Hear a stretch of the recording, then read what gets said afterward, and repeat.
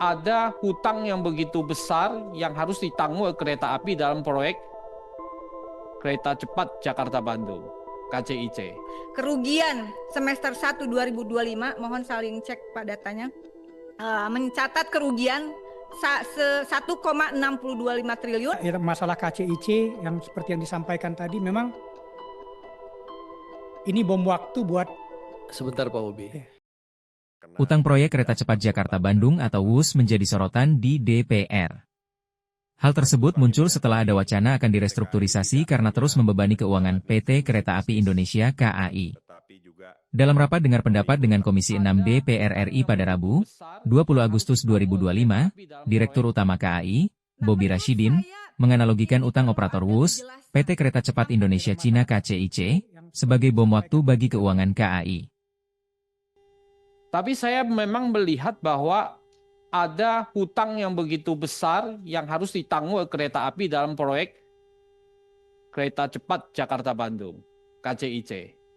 Bapak kan memegang saham dari PSBI ya, 58% lebih. Ya.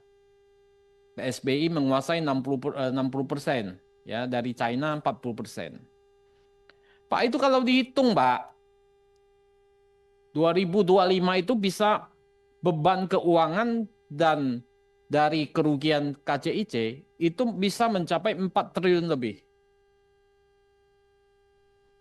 Sekarang saja beban keuangan sudah 1,2 triliun 6 bulan. 6 bulan 1,2 triliun. Saya hanya baca dari laporan keuangan, Pak. Ya. Nah, ini saya yakin benar ini, Pak. Dari beban KCIC sudah 950 miliar. Kalau dikali 2, Pak, itu udah 4 triliun lebih, Pak. 2024 itu 3,1 T. Tapi kalau dipakai analisis, Pak, ini 2026 itu bisa sampai 6 triliun, Pak. Kalau itu bergeser naik terus, Pak, apa yang terjadi? Total hutang Bapak akan naik terus. Bahkan laba Bapak dari yang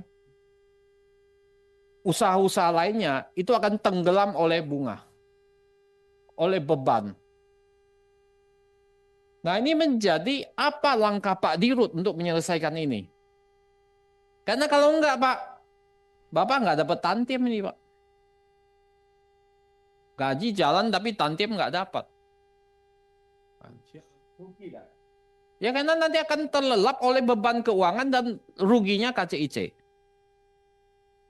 Ini kan ada yang salah, Pak, di WUS ini, Pak, sebetulnya. Dari dulu kami amati, waktu kami menerima proposal dari KCIC, dari kereta api cepat waktu itu, visibility study-nya kan kalau optimistik tuh 76.000, Pak, penumpangnya.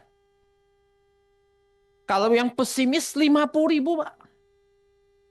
Sekarang, Pak, baru 40-50%, Pak, dari target itu, Pak. 20.000, 40% dari pesimis, Pak. Kalau dari optimis, itu cuma 30%, Pak. Ya pasti meleset semua keuangannya, Pak. Maka sekarang Bapak menanggung yang luar biasa besar. Kalau ditambah dengan cost overrun, sekarang utang Bapak sudah 5,35 miliar US. Ya. Kalau catatan saya begitu. Mungkin 7 lebih mungkin. Tapi 5,35. Ya. Nah, ini skenario ini kan harus dibereskan nih, Pak.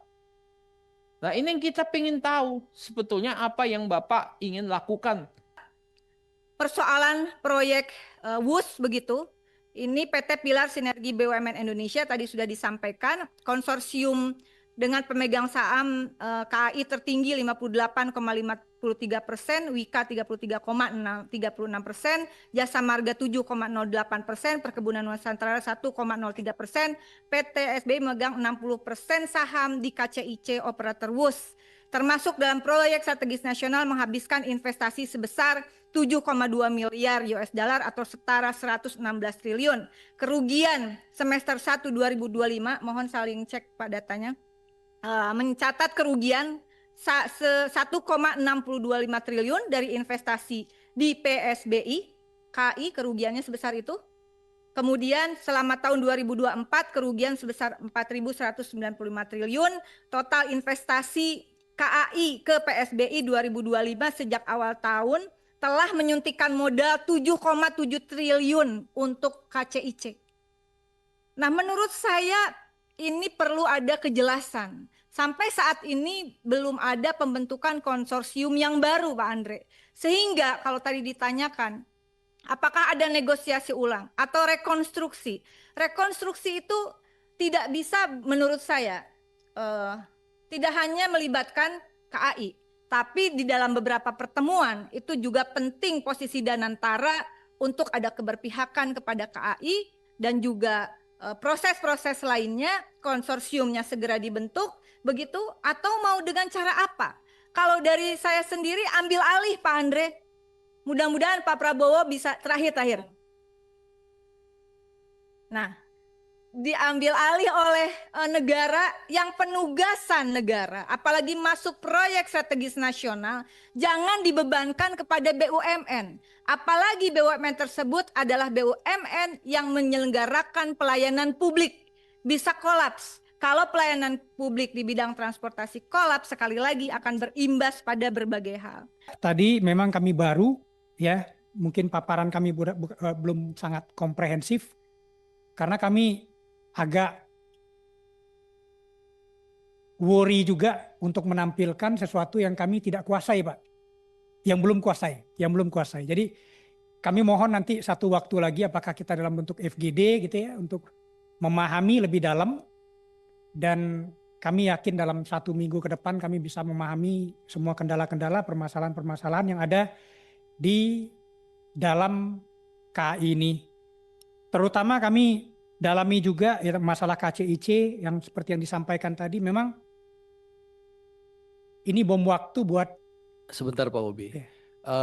Kami ingin sampaikan dalam RKAP 2025 Danantara itu sudah ada solusi untuk penyelesaian KCIC. Nah, saya minta Pak Bobi koordinasi dengan, kan setiap bulan kan KAI pasti diundang oleh Danantara untuk evaluasi kinerja kan. Nah, di situ tolong dibicarakan dengan managing director. Bapak siapa ya managing directornya?